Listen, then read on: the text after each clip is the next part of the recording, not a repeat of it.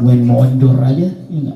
Artinya di badan kita walaupun ada perasaan lelah, perasaan capek, tapi karena memang untuk beribadah kepada Allah, untuk mencari kebaikan Allah di tempat ini, kita paksa. Insya Allah lelah yang kita rasakan, capek yang kita rasakan pun insya Allah dinilai ibadah oleh Allah Subhanahu wa ta'ala.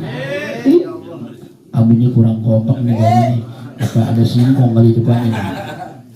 Artinya ini semua rangkaian-rangkaian, 3 rangkaian udah kita laksanakan. Rangkaian tersebut mudah-mudahan menjadi sumber pahala buat kita semua. Bahkan tadi alhamdulillah anak tim hadro, lihat orang hadro kagak salah dipukulin sama dia kan. Ketika dia pukul hadro, ketika dia baca sholawat kepada baginda Nabi besar Muhammad sallallahu alaihi man shalla alaihi ma'asraf fasallallahu biha asra. 1 kali dia bersalat maka Allah akan jawab dengan 10 kali. 10 kali dalam rangkaian, bukan hanya 1, tetapi rangkaian 10 itu banyak. Yang pertama, dimudahkan segala urusannya oleh Allah. Yang kemudian apa yang menjadi cita-citanya diwujudkan oleh Allah. Dia punya dosa malam hari ini dirontokkan oleh Allah. 1 salawat 10 dosa yang dirontokkan. Bahkan ketika dia bersalawat, 1 kali bersalawat 10 derajat kecintaan kepada baginda Rasul dia dapatkan. Enak apa enak? Enak apa enak? Yang makan kali enak. Jamaah yang dirahmati dan dimuliakan Allah Subhanahu wa ta'ala, itulah beberapa keuntungan, beberapa fadilah yang kita dapatkan pada malam hari ini. Oleh karenanya, mari sama-sama jamaah yang dirahmati dan dimuliakan Allah, jadikan tempat ini, jadikan majelis kita ini menjadi lumbung ibadah, menjadikan sumber ibadah buat diri kita.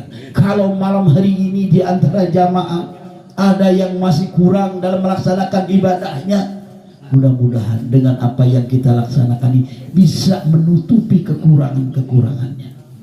Tapi jangan ketika tenang aja dah ada malam Jumat, tenang aja dah ada malam Rebo. Ketika sholat maghrib lewat, sholat isya lewat, subuh lewat, udah tenang aja, ada ustaz saya tempelin aja. Emang ngapain perangko tempelin?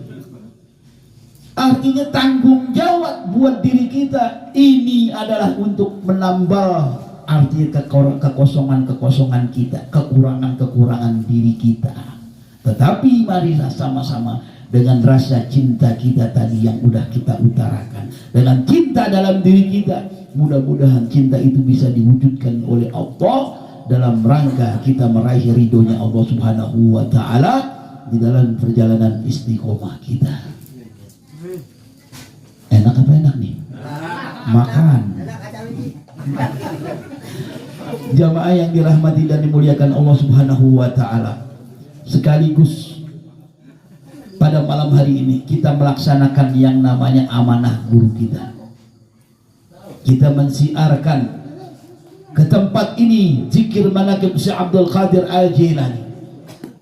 Jauh di luar pikiran kita, di luar rencana kita. Tapi kalau memang Allah mau menentukan, kita tanamkan pada hari ini dengan bibit yang baik, bibit yang bagus.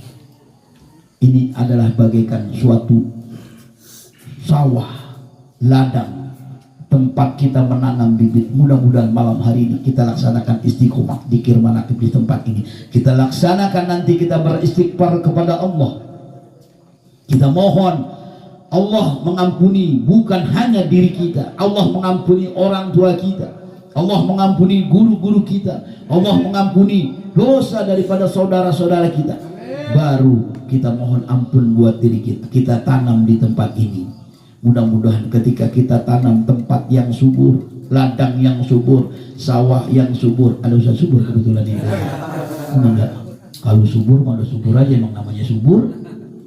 Ketika kita lempar satu bibit benih yang kemudian bibit tersebut bibit unggul, kira-kira tumbuh apa tumbuh?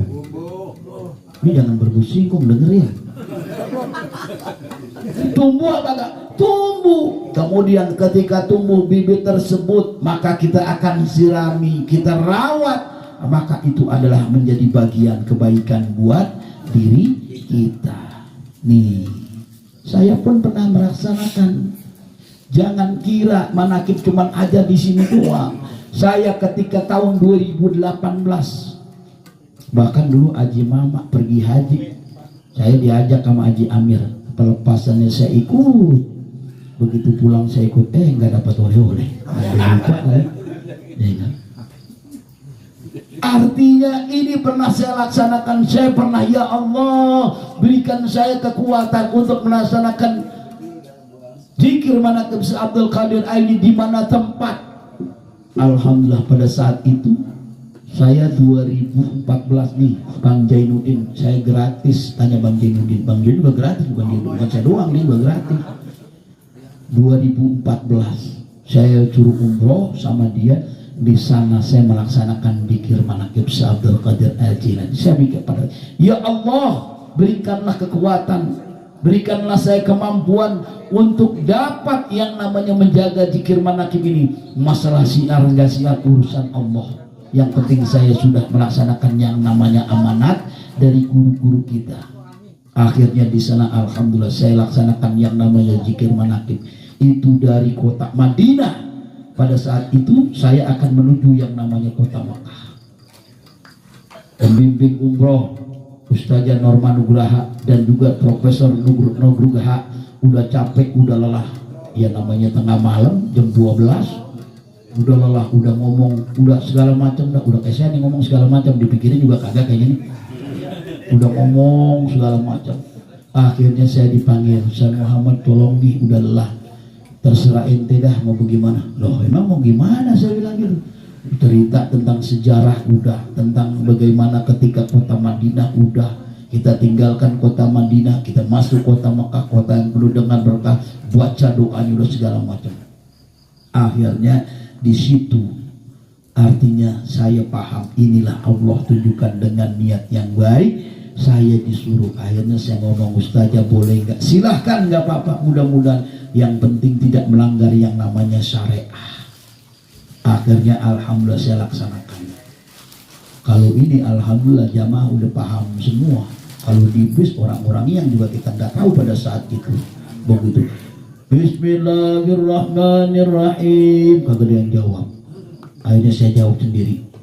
Asyhadu an la ilaha illallah, terus sampai li abi wa ummi astaghfirullah alladzi sampai serang. Amin ya rabbal alamin. Alhamdulillah. Akhirnya selesai doa sampai masuk kota Mekah. Kota Mekah, begitu kita masuk kota Mekah ada pedang Sayyidina Ali. Tuh tanya Ustaz Mama yang udah pergi haji. Benar semua? Ada namanya dan pedang Zulfikar, sedang Sayyidina Ali itu ada 2 biji. Masuk tuh artinya kota Mekah. Sampai di situ selesai. Ini kebesaran. Akhirnya sampai turun. Begitu turun ada jamaah ya rupanya yang tersentuh hatinya. Ustaz nangis, saya dipelukin. Saya kira saya mau dikasih real, tapi kagak. Ustaz kenapa Pak? Ini saya insya Allah nanti udah pulang saya pengen ikut ngaji. Oh iya boleh, silakan. Alhamdulillah, insya Allah mudah-mudahan bisa istiqomah. Iya. Sekarang saya mau tanya, emang Bapak orang mana? Orang Palembang. Waduh. Akhirnya saya bilang, oh kenapa bisa? Ini adalah salah satu bukti ketika kita benar-benar istiqomah, ketika kita disitu yakin kepada Allah, maka Allah berikan, ditunjukkan oleh Allah, dia bisa umroh dengan tidak mengeluarkan uang sepeser pun. Orang tersebut dia cerita bahwa di sana pun dia orang yang susah. Dia dipanggil oleh saudaranya di daerah Kebayoran, disuruh ke Jakarta, akhirnya dilapor, bisa didaftarkan umroh. Ketemu saya, alhamdulillah. Nangis benar-benar. Saya bilang insya Allah Pak, Bapak yakin insya Allah nanti suatu saat kita bisa dipertemukan. Kalau kita nggak bisa ketemu di dunia, insya Allah kita ketemu di akhirat.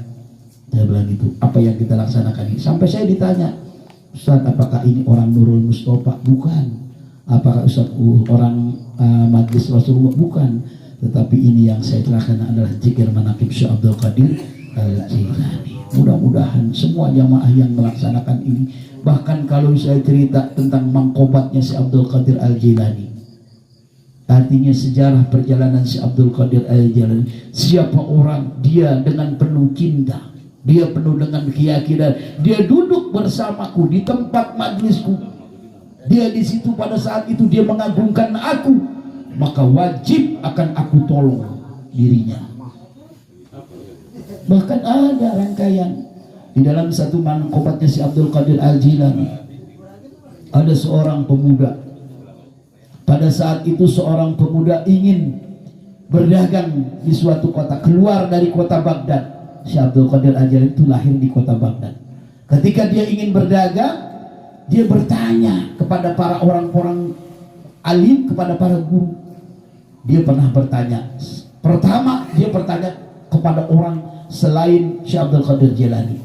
Ketika dia bertanya, "Ya Tuan, aku ingin berdagang keluar daripada negeri kota Baghdad.